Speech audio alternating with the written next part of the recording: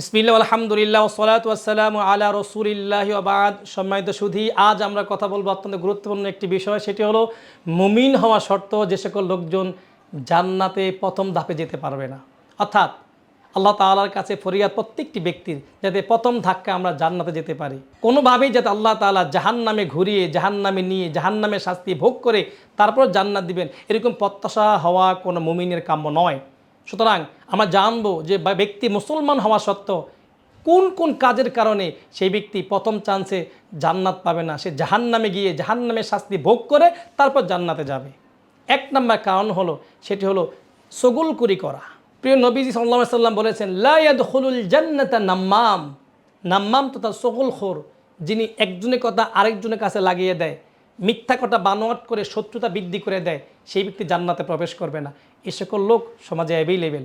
এই হাদিসটি শোনার পরে আমরা দৃঢ় প্রতিজ্ঞা গ্রহণ করি, আমরা আর চগলখুরি করব না। কারণ আপনি মুসলমান, আপনি নামাজি, আপনি রোজাদার, আপনি কোরবানি করছেন, কিন্তু আপনি চগলখুরি করছেন, আপনি জান্নাতে প্রবেশ করবেন না। হ্যাঁ, জান্নাতে যাবেন যদি তওবা না করেন, তাহলে আপনাকে অন্ধকার কবরে শাস্তি পেয়ে তারপর আপনাকে জান্নাতে যেতে হবে। দুই নাম্বার কারণ হলো মুসলমান হওয়া সত্ত্বেও প্রথম চান্সে জান্নাতে যাবে না যারা, তারা হলো আত্মীয়তা সম্পর্ক ছিন্নকারী। নবীজি বলছেন, লা ইয়াদখুলুল জান্নাতা কাতিউর রাহিম।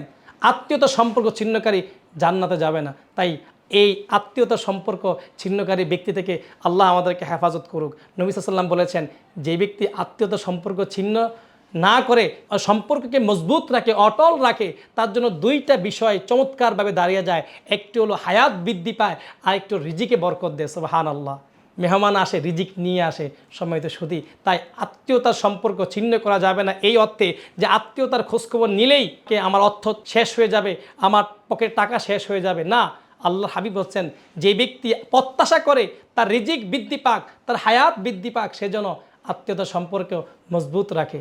সম্মানিত সুধী, তিন নাম্বার আমি যে বিষয়টি বলতে চাই সেটি হলো মুসলমান হওয়া শর্ত যে ব্যক্তি জান্নাতে প্রবেশ করবে না, সেটি হলো লা ইয়াদখুলুল জান্নাতা গুযিয়া বিল হারাম। যে ব্যক্তির শরীর, সেই ব্যক্তির দেহ হারাম সম্পদ দ্বারা তৈরি, সে জান্নাতে প্রবেশ করবে না। তাই যারা আমরা হারাম পথে ইনকাম করছি, একটু ভাবুন, একটু চিন্তা করুন আমার অবস্থানটা কি হবে। যাদের জন্য এই সম্পদ নিচ্ছি, যাদের জন্য সম্পদে পাহাড় গড়ছি, যে স্ত্রীর জন্য, যে সন্তানের জন্য, পিতামাতার জন্য, ভাই বোনদের জন্য, তারা কি আমার পাপের ভাগীদার হবে? না, মোটেও না। বরং আল্লাহ রাব্বুল আলামিন বলছেন, কাল কিয়ামতের ময়দানে এই লোকগুলো পালাবে। ইয়াউমা ইয়াফিরুল মারউ মিন আখিহি ওয়া উম্মিহি ওয়া আবিহি ওয়া সাহিবাতিহি ওয়া বানি। আল্লাহ তাআলা বলছেন যে কাল কিয়ামতের ময়দানে মানুষগুলো একে অন্য থেকে পালাবে। মা তার সন্তান থেকে পালাবে, সন্তান তার মা থেকে পালাবে, স্ত্রী তার স্বামী থেকে পালাবে, ভাই তার বোন থেকে পালাবে, সবাই পালাবে, কেউ কারো পরিচয় দিবে না। তাহলে কেন আপনি হারাম পথে উপার্জন করছেন? সম্মানিত সুধী, এই জন্য নবীজি বলছেন, লা ইয়াদখুলুল জান্নাতা, সে জান্নাতে প্রবেশ করবে না গুযিয়া বিল হারাম, যার দেহটা হারাম দ্বারা তৈরি। আসুন আমরা এই তিনটি বিষয়কে ফলো করি। আমরা চগলখুরি করব না, আত্মীয়তা সম্পর্ক ছিন্ন করব না, আমরা হারাম পথে উপার্জন করব না, হালাল অল্পে হলো ইনশাআল্লাহ তার উপর তুষ্ট থাকবো। আল্লাহ তাআলা তৌফিক দান করুক, আমিন। আসসালামু আলাইকুম ওয়া রাহমাতুল্লাহি তাআলা ওয়া বারাকাতুহু।